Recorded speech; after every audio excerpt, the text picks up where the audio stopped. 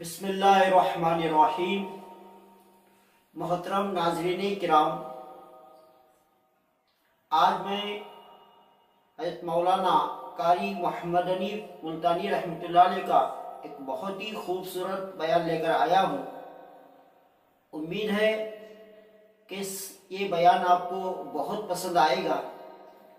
محترم ناظرین کرام، میں آپ سے گزارش کرتا ہوں کہ ابھی تک میرے چینل کو سبسکرائب نہیں کیا ہے تو میرے چینل کو سبسکرائب کریں اور بیل آئیکن کو پریس کریں تاکہ ہر ویڈیو آپ تک پہنچ سکے۔ تو چلیے بیان کی طرف چلتے ہیں۔ میٹھا ہریرا میٹھا حلوہ بنا کر کے کھانے میں دے دیا تو فوراً طلب کیا گھر والی کو، یہ چربی کہاں سے آئی، یہ گھی کہاں سے آیا، یہ میٹھا کہاں سے آیا؟ مطلب یہ کہ باوجود 22 لاکھ مربع میل کا حکمراں ہوتے ہوئے میرے گھر میں اتنی طاقت کہاں سے آئی کہ میٹھا پک جائے؟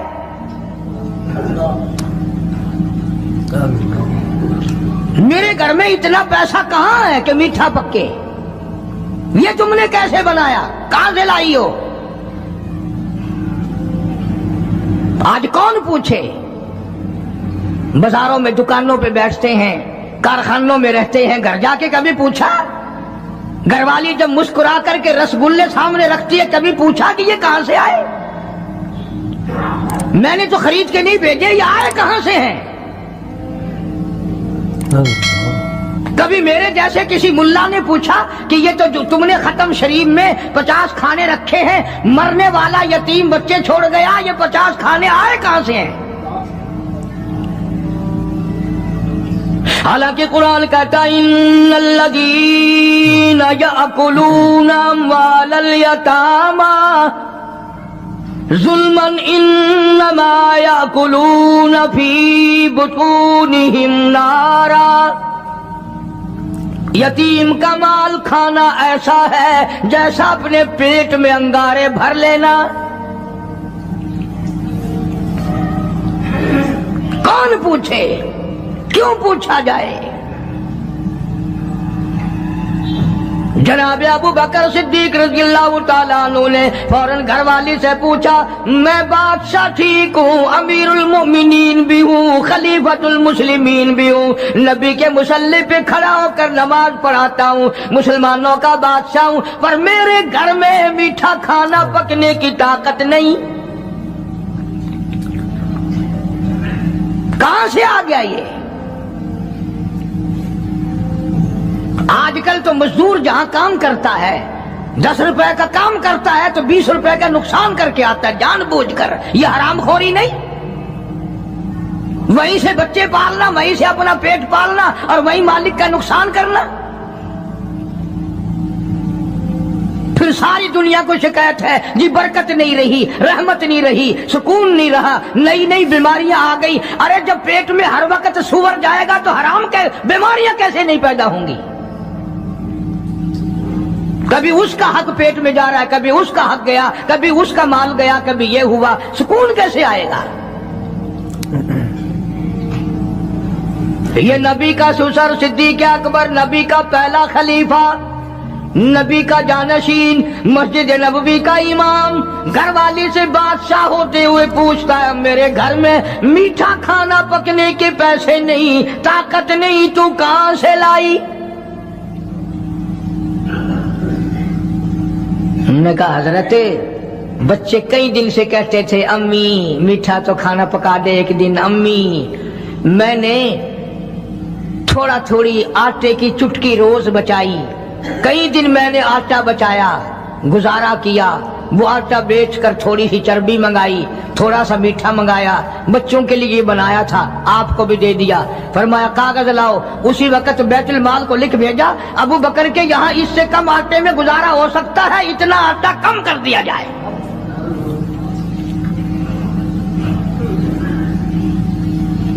تم کیا جانو ابو بکر کون ہے؟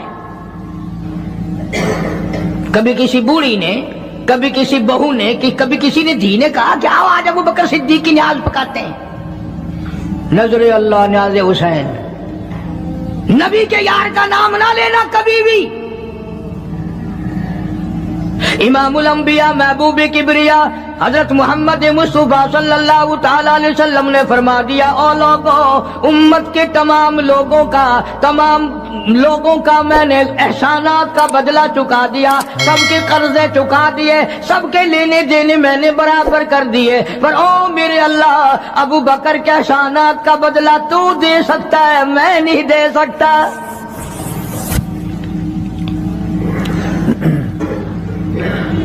سارا گھرانہ بڑا عجیب ہے، گھر کا گھر بڑا عجیب ہے۔ ہجرت فرما کر تشریف لے گئے نبی کریم سب کا جو صلی اللہ علیہ وسلم کی ذات اقدس کے ساتھ تشریف لے گئے۔ صدیق اکبر کا والد زندہ ہے، ابو قحافہ بوڑھا ہے، آنکھوں سے نابینا ہے، ابھی ایمان نہیں لایا ہجرت والی رات تک، بعد میں لایا ہے، لاٹھی کے سہارے گھر آیا، پتہ تو چل گیا نا کہ رات چلا گیا نبی کے ساتھ میرا بیٹا، اور آ کے پوتیوں کو کہنے لگا، کیوں اسما؟ جی دادا جان، میرا تو اپنا خیال یہ ہے کوئی ٹیڈی، کوئی پیسہ، کوئی کپڑا، کوئی غلہ تمہارے لیے نہیں چھوڑ کے گیا ہوگا۔ باوجود کافر ہوتے ہوئے اس وقت تک ابو بکر کا والد مسلمان نہیں، لیکن جانتا ہے کہ میرے بیٹے کو نبی کی اتنی محبت ہے، وہ اتنا قربان ہے، وہ اتنا پروانہ ہے اور اس قدر جانثار ہے، کوئی شے گھر میں نہیں چھوڑ کے گیا ہوگا۔ سیدہ اسماء رضی اللہ تعالی عنہا چھوٹی سی بچی ہے صدیق اکبر کی، کہتی ہے کہ میں نے ایک ہیلا بنایا، ہمارے یہاں دیوار میں ایک آلہ سا میرے والد نے بنا رکھا تھا، اس میں پیسے رکھتے تھے، تو میں نے وہاں یہ مٹی کے ٹوٹے ہوئے برتنوں کے ٹھپ ڈال دیے اور اوپر کپڑا ڈال دیا، اور میں نے اپنے دادا سے کہا، نہیں دادا جان، اب کے تو ابا جی نے حد کر دی، بہت سارا مال ہمارے لیے چھوڑ کے گئے ہیں۔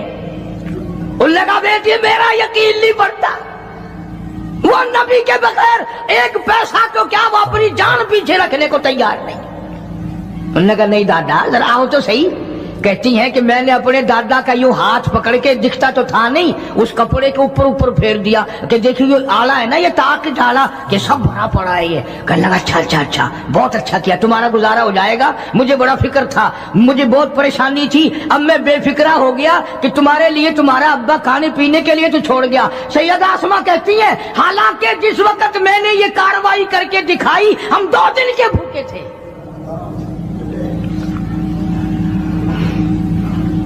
ہزاروں روپیہ جتنا بھی مال تھا گھر میں، جب نبی کے ساتھ گئے سارا پلے باندھ کے لے گئے، نہ جانے کہاں کام آئے گا۔ یہ وہ سیدہ اسماء رضی اللہ تعالیٰ عنہ جس کا حال یہ ہے، سارا دن کھجوروں کی گٹھلیاں اکٹھی کرتی ہے، شامن کو ہامن دستے میں کوٹ کر شام کو پانی میں گول کر پی جاتی ہے، ساری رات مصلی پہ کھڑی ہو کے قرآن پڑھتی ہے۔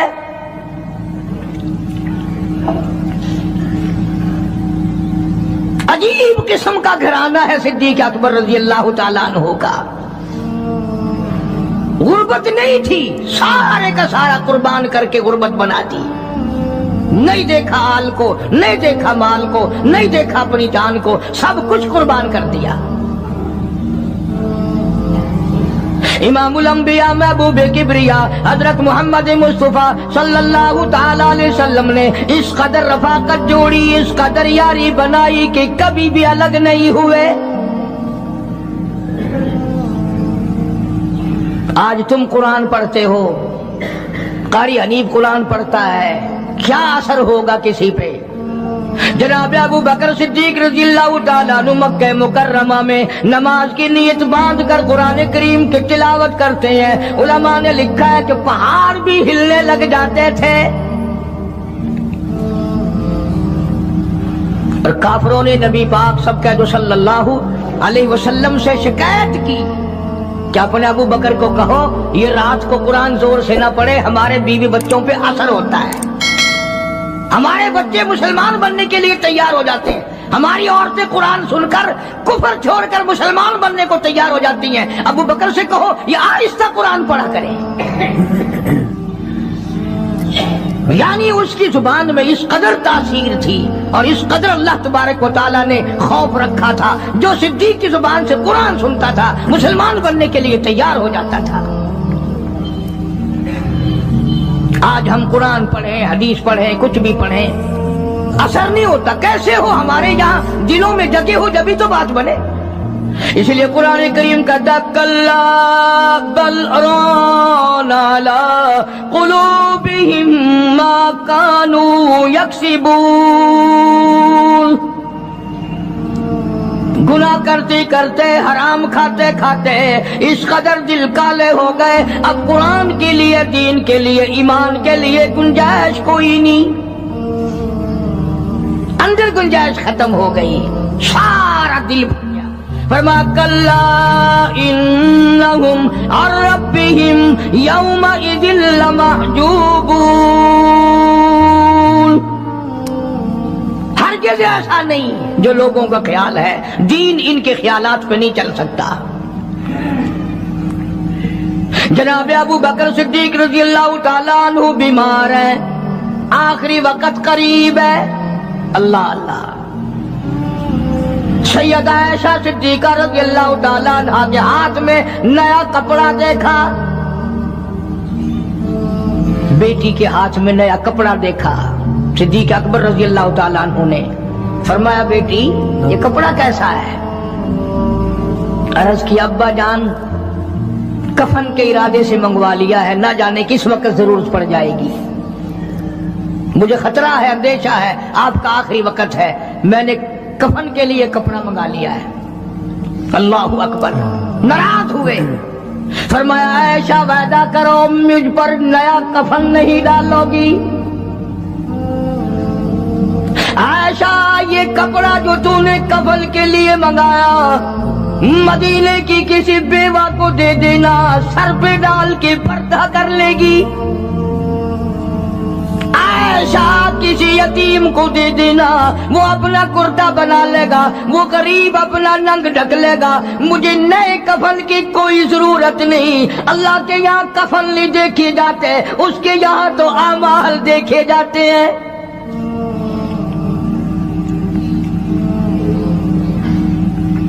حضرت عائشہ رضی اللہ تعالیٰ عنہ نے اصرار کر دیا، ابا اجازت دے دو، اب تو میں نے منگا لیا ہے، اب تو میں نے منگا لیا ہے، دنیا کیا کہے گی؟ وقت کا حکمراں، وقت کا بادشاہ، نبی کا جانشین کو کفن بھی نہیں ملا۔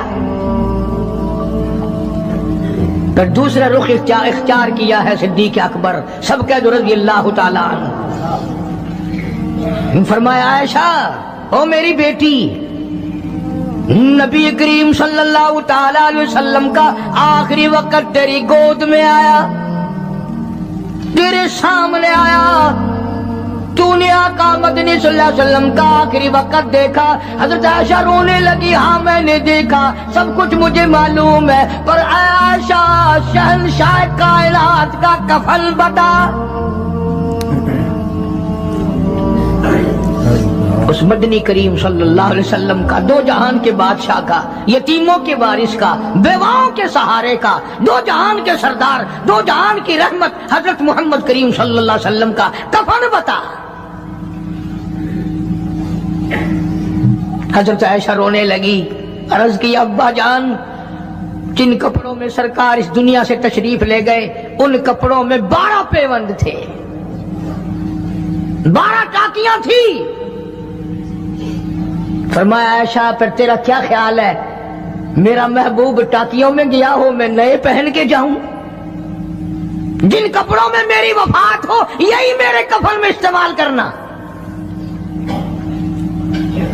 یہی کپڑے مجھے کفن میں دے دینا جو میرے جسم پہ ہیں، اس لیے کہ جب میں اپنے آقا سے ملوں گا تو شرمندگی نہ ہو۔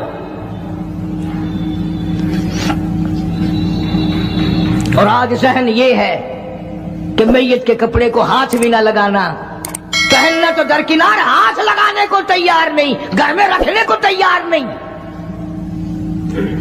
یوں لکڑی سے اٹھا کر پرے پرے پھینکتے ہیں، آگ لگاتے ہیں، نہلانے والے کو دے دیتے ہیں وہ بھی نہیں پہنتا، یوں ہی گلیوں میں نالیوں میں پھینک جاتا ہے۔ نہ تیرا باپ مرا جب تجھے نفرت ہے کپڑوں سے، مردہ نوانے والے کا وہ ماما لگتا ہے، وہ کیوں پہنے؟ عرض کرنے کا مقصد یہ کہ ان حضرات کی زندگی تو دیکھو. اور وفات شریف سے پہلے 2.5 برس جو وظیفہ لیا، جو تنخواہ لی سرکاری خزانے سے، خیبر کی زمین بیچ کر صدیق اکبر رضی اللہ تعالیٰ عنہ نے 2.5 برس کی تنخواہ کا حساب کر کے وہ ساری تنخواہ جو لی تھی بیت المال میں واپس داخل کر کے پھر دنیا سے رخصت ہوئے. جو تنخواہ لی تھی 2-2.5 سال میں وہ ساری کی ساری واپس کر دی جناب ابو بکر صدیق رضی اللہ تعالیٰ عنہ نے کہ میں مسلمانوں کا پیسہ کھا کے نہیں مرنا چاہتا، چاہے تنخواہ کے طور پر تھا، کل قیامت میں میرے لیے رکاوٹ نہ بن جائے. آج مجھے اور آپ کو تو یہ تلاش بھی نہیں کہ اپنا حلال کے پیسوں سے کفن تو بنا کے رکھ لیں. ایئر کنڈیشن کا ہر وقت ذکر ہے، گھر میں ہونا چاہیے، فریج ہونا چاہیے، پکھے ہونے چاہیے، یہ ہونا چاہیے، کار ہونی چاہیے، موٹر ہونی چاہیے، یہ ہونا چاہیے. اور کبھی گھر میں یہ ذکر بھی ہوا کہ حلال کا کفن بھی ہونا چاہیے. وہ کدھر سے آئے گا؟ اس کے لیے کون انتظام کرے گا؟ کون ہم نے گھر میں پیدا کر رکھا ہے جو اس وقت یہ بات دیکھ کر کفن لائے گا؟ اس لیے قرآن کریم نے اعلان کر دیا، لوگوں اپنا سب کچھ پاک صاف بن کے دنیا سے جاؤ، اپنا بدن بھی پاک ہو، عمل بھی پاک ہو، پیٹ بھی پاک ہو، کفن بھی پاک ہو. ان ساری میں وہ بات کرتا ہوں جس سے نہ دیوبندی بچے، نہ بریلوی بچے، نہ شیعہ بچے، نہ سنی بچے. موت کا جھٹکا تو سب کو لگنا ہے نا. اور ایسا لگتا ہے لاکھوں برس تک منہ کڑوا رہتا ہے. جناب صدیق اکبر رضی اللہ تعالیٰ عنہ نے وہ تنخواہ جو لی تھی ساری زندگی میں وہ بھی بیت المال میں واپس کر دی اور تمام کے تمام لوگوں کے حقوق چکا دیے. باقی جو بات رہی وہ سیدھی اکمتر مرحوم کہتا ہے، اجاں صدیق دا اسلام تے قرضہ بقایا ہے، اجاں صدیق دا اسلام تے قرضہ بقایا ہے، جتا جس دے ہاتھوں اس آخری زمین رسایا ہے، وصولی دا نہ چنتا نہ لکھوایا صحابہ نے. مدنی کریم صلی اللہ تعالی علیہ وسلم کے جانثار، نبی کا یار، نبی کا وفادار، ہر وقت کا ساتھی اسی غم میں رہتا ہے. اور وصیت کی کہ مجھے غسل دینا، میرے انہی کپڑوں میں دفن کرنا، اور فرمایا میرا جنازہ اٹھا کر حجرے مبارک کے سامنے لے جانا، حجرے عائشہ کے سامنے لے جانا، توجہ کرنا، نیند نہ کرو.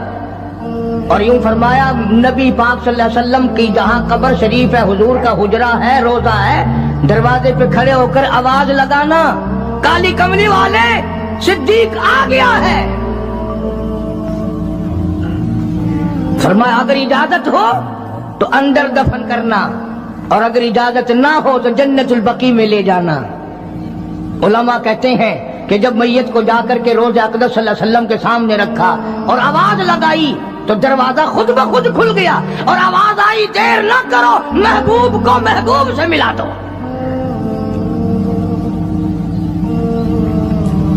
کیا شان ہے ان لوگوں کی، کیا عظمت ہے ان لوگوں کی. ساری زندگی اس محبت میں، عظمت میں، اکرام میں گزاری جو اس کائنات میں کوئی اس قدر اکرام کر نہیں سکتا. مدینہ پاک میں ایک وقت ایسا بھی آیا کہ دشمنوں نے مدینے کے گورنر کو گاٹھ لیا، اس کو رشوت دی، پیسے دیے، اور کہا کہ ہمیں اجازت ہونی چاہیے، ہم روضہ اقدس کو کھود کر ابو بکر صدیق اور فاروق اعظم کی لاشیں نکالنا چاہتے ہیں یہاں سے. چنانچہ حاکم وقت نے پیسے کھا کر اجازت دے دی. शमसुद्दीन सराज एक बुजुर्ग है जो उस वक्त मदीने पाक यानी रोजे के मुतवल्ली हैं, मस्जिद नबवी के मुतवल्ली हैं, गुंबद खिदरा सल्लल्लाहु अलैहि वसल्लम के मुहाफिज और निगहबान हैं। वो फरमाते हैं कि रात आधी जब गुजरी तो कुंडी खटकी मस्जिद की, मैंने कुंडी खोल दी तो मुझे हुक्म मिला कि तुम खामोश रहो, अगर आवाज निकालोगे सर उतार दिया जाएगा। एक आदमी अंदर दाखिल हुआ, दूसरा दाखिल हुआ, तीसरा आया, किसी के हाथ में कसी, किसी के हाथ में गंती, किसी के हाथ में टोकरी, किसी के हाथ में तसला मिट्टी उठाने वाला, सब के सब यूं लेकर दाखिल हो रहे हैं। और मुझे ये कहा गया कि ये जो कुछ करते हैं रोकना नहीं, किसी को बताना नहीं। शमसुद्दीन सराज बुजुर्ग रहमतुल्लाह अलैह कहते हैं वो जब 40 के 40 अंदर दाखिल हो गए, पिछले ने मुझे इशारा किया दरवाजा बंद कर दे, अब किसी और को अंदर न आने देना। वो अल्लाह वाला कहता है मुझे बता तो दिया गया था दोनों जलीलुल कदर साहबा हजरत शेखैन की बेअदबी करेंगे, कब्र खोदेंगे, उनकी मैयत निकालेंगे। फरमाते मैंने दरवाजा बंद कर दिया, मैं सजदे में गिर गया, मौला और मेरा बस नहीं, मेरा कोई चारा नहीं, मेरी हुकूमत नहीं, मेरी फौज नहीं, मेरा लश्कर नहीं, मेरे पास तोप नहीं, मेरे पास लश्कर नहीं। ओ मेरे मौला मैंने सुना है जैसे नबूवत का मुहाफिज तू है, इसी तरह सिद्दीक की सदाकत का, फारूक की अदालत का भी तू ही निगहबान है। मौला मेरी मौत भेज दे, मैं ना देखूं। शमसुद्दीन सराज बुजुर्ग कहता है कि अल्लाह का हुक्म हुआ, मैंने भी दुआ तो की थी रो रो के, मेरे देखते देखते, तवज्जो करना लफ्ज़ समझो, मेरे देखते देखते मस्जिद नबवी में जमीन फटी और बमै टोकरियों के बमै सामान के 40 के 40 को जमीन निगल गई। अल्लाह तुम सबको मदीने पाक जाना नसीब फरमाए। वो जो कालीन बिछे हुए हैं ना, किसी पुराने अरब से अब भी पूछ लेना, लंबा काला काला निशान लगा हुआ है, ये निशानी है कि वो काले जो थे ना अंदर के काले, वो सब यहाँ का रखे हुए हैं। यानी खुदा सिद्दीक अकबर का, फारूक आजम का, नबी के यारों का इतना बड़ा मुहाफिज है, जो बदनीयत से आए थे उन सबको जमीन निगल गई।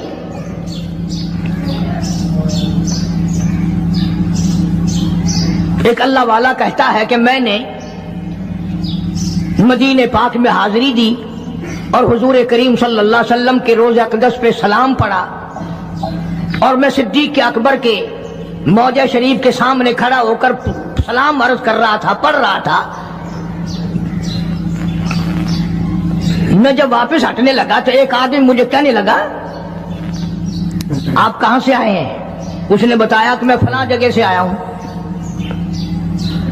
कि आप बड़े नेक आदमी मालूम होते हैं, बड़ा अच्छा सलाम पढ़ रहे थे, तारीफ अच्छी कर रहे थे, मेरे यहाँ खाना खाने चलो। अल्लाह वाला कहता है कि मैं उसकी बातों में आ गया कि चल भाई, मदीने का आदमी है, मदीने का आदमी है, दावत कर रहा है, इनकार करूं तो सुन्नत के खिलाफ होने का, चल भाई। ले गया और वहां जाकर एक मकान में उस अल्लाह वाले को बंद करके कोठरी में उसको जंजीरों में बांध कर उसकी जुबान काट दी। तूने सिद्दीक की इतनी तारीफ क्यों की?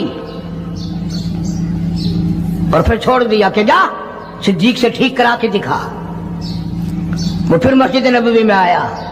वो खुद बयान करता है कि मैं रोज़े अक़दस सल्लल्लाहु अलैहि वसल्लम के सामने खड़ा होकर रो पड़ा, काली कमली वाले तेरे यार की तारीफ की, मेरी जुबान कट गई। रियाजुल जन्ना में बैठ कर रोता रहा, दुआ करता रहा, और वो जो जुबान काट के अलग की थी वो भी उसके हाथ पे रख दी थी उस काटने वाले ने। कहता है कि मुझे थोड़ी सी नींद सी आ गई, गनूदगी सी तारी हो गई। तो मुझे फौरन हुजूर करीम सबका सल्लल्लाहु अलैहि वसल्लम की ज़ियारत हुई, दीदार हुआ। फरमाया क्यों रोता है? ये कटी हुई जुबान मुझे पकड़ा, मैंने हजरत के हाथ पे रख दी, आपने मेरे मुंह में रखकर फूंक मार दी। फरमाया अल्लाह ठीक कर देगा। वो कहता है मेरी थोड़ी सी आंख खुली, जुबान बिल्कुल ठीक ठाक, मेरी बिल्कुल सही तंदुरुस्त मेरी जुबान हो गई।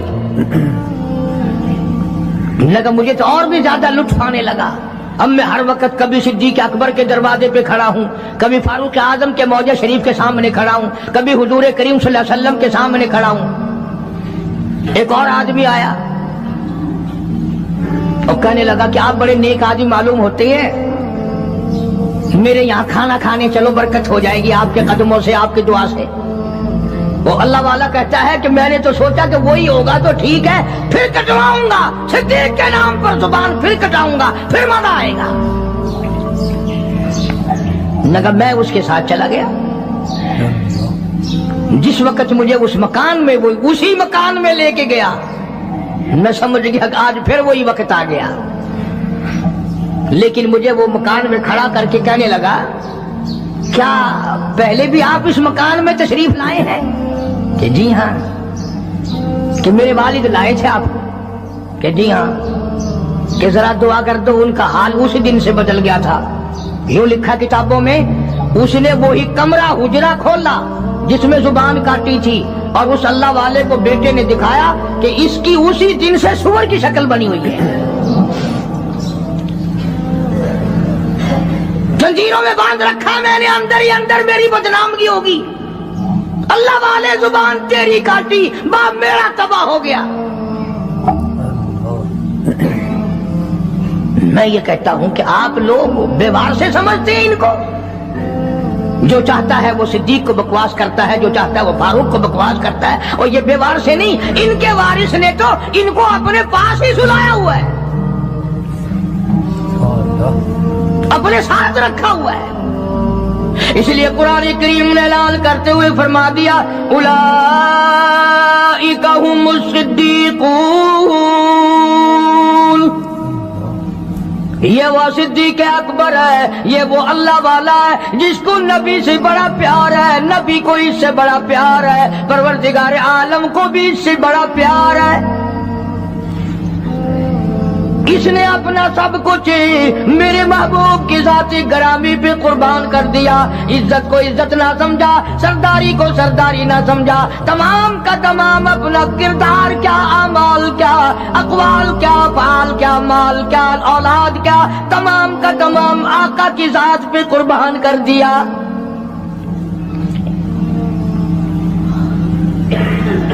ये तो इतना गैरत वाला घराना है, ये तो इतना शर्म वाला घराना है। हजरत आयशा सिद्दीक़ा सबका रज़ियल्लाहु ताला अन्हा फरमाती है, मैंने ख्वाब देखा, मैंने एक ख्वाब देखा हुजूर करीम सल्लल्लाहु अलैहि वसल्लम की जिंदगी में ही। आसमान से चांद उतरा और मेरे हुजरे में आ गया। फिर दूसरी मर्तबा चांद आसमान से उतरा, फिर मेरे हुजरे में आके छुप गया। फिर तीसरी मर्तबा चांद उतरा, मेरे हुजरे में आके छुप गया। हज़रत आयशा फरमाती हैं रज़ियल्लाहु ताला अन्हा, मैंने हुजूर करीम सल्लल्लाहु अलैहि वसल्लम से अर्ज़ किया, आका मैंने ये ख्वाब देखा है। फरमाया ताबीर इस शर्त पे बताऊंगा कि मेरे होते हुए मेरी हयात में किसी को नहीं बताऊंगी। फरमाया मैं नहीं बताऊंगी। हुजूर ने फरमाया आयशा ये तेरा हुजरा है, पहला चांद इसमें मैं आऊंगा, दूसरा चांद अबू बकर आएगा, तीसरा चांद फारूक आजम यही आएगा। हदीस की सारी किताबों में मौजूद है। हुजूर करीम सल्लल्लाहु अलैहि वसल्लम का इरशाद है, अगर आयशा सिद्दीका ना होती दीन नाकिस रह जाता, अधूरा रह जाता। ये तो दीन को कामिल करने वाला घराना है। अब्दुल्लाह इब्न मसऊद रज़ियल्लाहु ताला अन्हु और अब्दुल्लाह इब्न अब्बास रज़ियल्लाहु ताला अन्हुमा ये जलीलुल कदर मुहद्दिस हैं, मुफस्सिर हैं। दोनों कहते हैं जितना इल्म सारी उम्मत को मिला, इतना इल्म अकेला हमारी अम्मा आयशा सिद्दीका को मिला। سارے صحابہ مسائل پوچھنے کے لیے عائشہ صدیقہ کے دروازے پہ آیا کرتے تھے. خود حضور نے جو فرما دیا عائشہ کے بغیر دین کامل نہیں، عائشہ نہ ہوتی دین ناقص رہ جاتا، آدھا دین عائشہ سے پورا ہوا. تم تو اتنا بھی پیار نہیں کرتے کہ اپنی بیٹیوں کے نام ہی نبی کی گھر والیوں کے ناموں پہ رکھو، نبی کی بیٹیوں کے ناموں پہ رکھو. فلمی کنجریوں کے نام تمہیں بڑے پیارے لگتے ہیں. ہاں، اللہ نیتوں کو دیکھ نہیں رہا. خانم، فلانی خانم، اور پھر تھوڑے دنوں کے بعد جب وہ دم خم ہوتی ہے پھر روتے پھرتے ہیں، پتہ نہیں یار کہاں چلی گئی، کالج گئی تھی مڑ کے آئی نہیں. کیسے آئے؟ یہ جو جلوس بلوس نکالتی پھرتی ہے نا، ان میں ایک بھی مسلمان گھر کی عورت نہیں ہے. تحقیق کر کے دیکھو، یا یہودیوں کی نسل ملے گی یا عیسائیوں کی نسل ملے گی. مسلمان عورت ہو یا مرد ہو، وہ یہ تھوڑی کہہ سکتے کہ ہم نہیں اسلام کو مانتے، ہم نہیں ایمان کو مانتے، ہم نہیں قرآن کو مانتے. اور تم نے مانا کب تھا؟ تم تو وہ بے ایمان ہو جنہوں نے انگریز کے گھوڑوں کی لیج چاٹ چاٹ کر مسلمانوں سے غداری کی اور انگریزوں کے ساتھ وفاداری کی. یہ جو تمہیں بڑے بڑے نظر آتے ہیں نا، بنگلے کے جاگیر کوٹھیاں، یہ سارے مسلمان اور قرآن کے غدار ہیں. صحابہ اکرام کی زندگی دیکھو کہ جو تنخواہ معمولی سی لی، اتنی لی کہ جس میں میٹھا دلیا بھی نہ پک سکے، وہ بھی واپس بیت المال میں داخل کر کے دنیا سے رخصت ہوئے. یہ تو ایسے تقوی کے مالک تھے صحابہ اکرام. تو سیدنا فاروق اعظم سب کا رضی اللہ تعالیٰ عنہ، یوں پوتا پاس کھڑا ہے، حضرت عمر کا پوتا. آواز جو دی پوتے کو تو ایسا بولا جیسے بچے کے منہ میں کوئی چیز ہو. دادا نے پوچھا بیٹا منہ میں کیا ہے؟ اکھے دادا پیسہ. نے کہا پیسہ کہاں سے لے آیا؟ کہ ابو موسیٰ عشری نے دیا، رضی اللہ تعالیٰ عنہ صحابی ہے، بیت المال کا محافظ خزانچی سمجھو. کہ ابو موسیٰ نے دیا. دیکھی نکال کر 54 تھی. اب بتاؤ کیا غضب ہو گیا اس میں، کیا طوفان ٹوٹ گیا تھا، کیا آسمان ٹوٹ گیا تھا. اگر تنخواہ خزانے کے محافظ نے، خزانے والے نے امیر المومنین کے پوتے کے ہاتھ پہ 54 رکھ دی تو کیا ہو گیا. فاروق اعظم نے ابو موسیٰ عشری کو طلب کیا ہے، بلایا ہے، فرمایا یہ 4 آنے کہاں سے لایا تھا؟ یہ 4 آنے کہاں سے لایا تھا؟ انہوں نے کہا جی خزانے کی کوٹھڑی میں جھاڑو دی تھی، کوڑا کباڑ مٹی جو باہر نکالی اس میں سے یہ درہم 54 نکل آئی. بچہ میرے پاس کھڑا تھا، میں نے ہاتھ پہ رکھ دیا کہ کوئی شے کھا لے گا، کوئی چیز لے کے کھا لے گا، بچہ ہے. تیرے ورگا ہوں نا تو چاچ مارے، اچھا میرے بال کو 54 دے نہیں آئی، بیا خزانہ سارا تیرے پیو ہے. فاروق فرماتے درہ اٹھا کے لاؤ. ابو موسیٰ اگر تو نبی کا چہتا صحابی نہ ہوتا، کوڑے مار مار کر تیرا چہرہ بگاڑ دیتا. اور قوم کے خزانے کی 54 دینے کے لیے تجھے میرا ہی پوتا ملا، سرکاری خزانے کی 54 دینے کے لیے تجھے میرا ہی پوتا ملا. کیوں تو نے ایسا کیا ہے؟ آج جن پر تم دفتروں میں بیٹھ کر کرسیوں پہ یوں چوڑے ہو کر باتیں کرتے ہیں، صحابہ کے زمانے میں یوں ہوا، صحابہ کے زمانے میں یوں ہوا. اور یہ تو وہ لوگ تھے جن کے بارے میں خدا کہتا ہے رضی اللہ عنہم ورضوا عنہ، یہ میرے ہیں میں ان کا ہوں، تم اپنا فکر کرو. اللہ پاک کی کروڑا رحمتیں نازل ہو صدیق اکبر کے مزار پہ، فاروق اعظم کے مزار پہ اور سارے صحابہ کے مزارات پر. یہ بڑے اونچی شان اور اونچی عظمتوں والے لوگ تھے. یہ تو یہ رہے، ان کے غلاموں نے کمال کر دیا، ان کے ماننے والوں نے حد کر دی. مولانا جعفر تھنیسری رحمت اللہ علیہ لکھتے ہیں جو انگریز کے مقابلے میں لڑے کہ میرا مکان بھی انگریزوں نے چھین لیا، میرے چھوٹے چھوٹے بچوں کو گلے سے پکڑ کر باہر پھینک دیا، میری زمین کرک کر لی، اور میرے پیروں میں 20 شیر لوہا ڈال دیا اور امبالے سے لے کر لاہور تک گھوڑوں کو مارنے والی چابک مار مار کے لاہور لایا گیا۔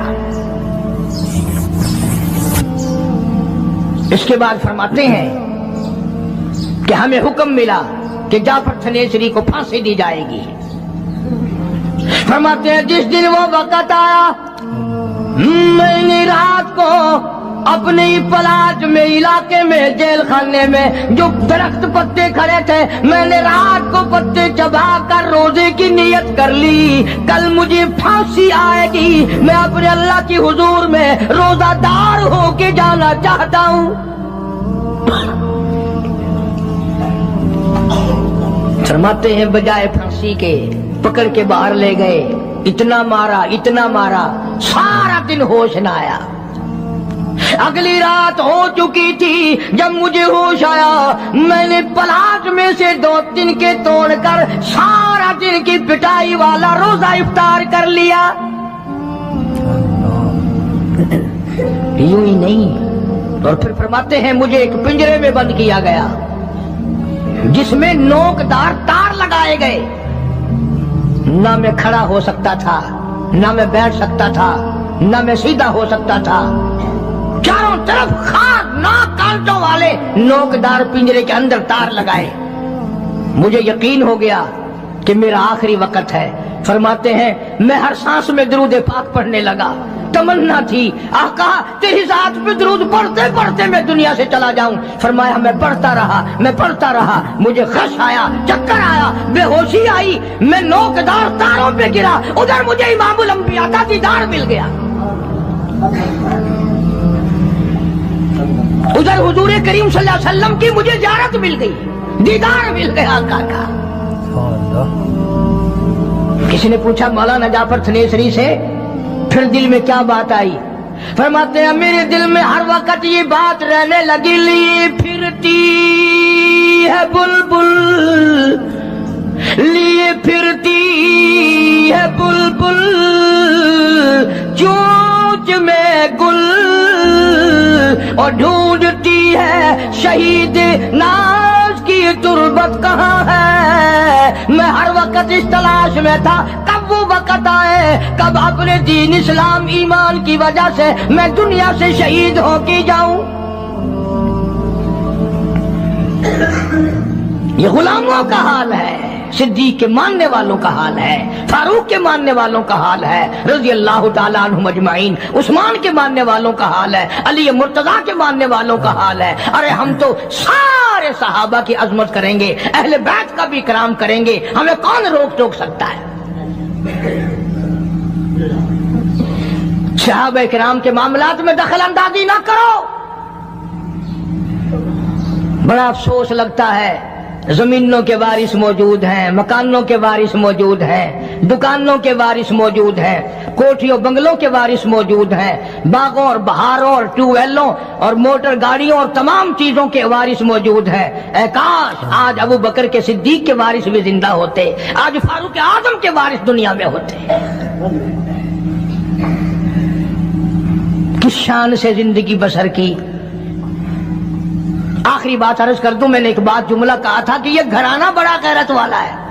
حضرت عائشہ رضی اللہ تعالیٰ عنہ فرماتی ہیں کہ پہلے تو میرے حجرے میں جناب رسول کریم صلی اللہ علیہ وسلم دفن ہوئے، پھر صدیق اکبر رضی اللہ تعالیٰ عنہ دفن ہوئے، تو میں جایا کرتی تھی۔ فرماتی ہیں جب فاروق اعظم دفن ہوئے اس کے بعد میں حجرے میں بغیر پردے کے نہ گئی، میں بغیر پردے کے نہ گئی، اس لیے کہ آقا میرے خامن تھے، صدیق میرا باپ تھا، فاروق اعظم غیر تھے اور غیرت والا جوان تھا، اس لیے میں اپنے حجرے میں بغیر پردے کے اس لیے کبھی نہ گئی کہ مجھے فاروق اعظم سے شرم آتی تھی۔ عائشہ صدیقہ قبر والوں سے حیا کرتی تھی۔ اور آج کل یہ ٹیلی ویژن پہ ناچنے والی VCR کی لعنت نے مسلمانوں کا بیڑا غرق کر دیا ہے۔ یاد رکھو یہ بات، چلاؤ گھر گھر میں VCR، اگر مرتے وقت تمہیں کلمہ مل جائے تو ہمیں کہنا۔ تم نے خود اپنے گھروں میں بدماشی پھیلا دی، لعنت پھیلا دی، اللہ تبارک و تعالیٰ کی سارا دن کنجریوں کی آواز آتی ہے، لعنت برستی ہے۔ قرآن پڑھتے ہوئے پھانسی لگتی ہے، درود پاک پڑھتے ہوئے تمہیں ناگ لڑتا ہے، نماز گھر کا گھر نہیں پڑھتا، گانا بجانا بدماشی حرام خوری یہ مسلمانوں کے گھر ہے۔ آج اگر کوئی مسلمان حکمراں ہوتا پھر پتہ چلتا کہ اسلام کیا ہوتا ہے اور ایمان کیا ہوتا ہے۔ یہ تو شکر کرو، جیسی روح ویسے ہی فرشتے، ہاں جیسے ہم ہیں ایسے ہی ہمارے حکمراں۔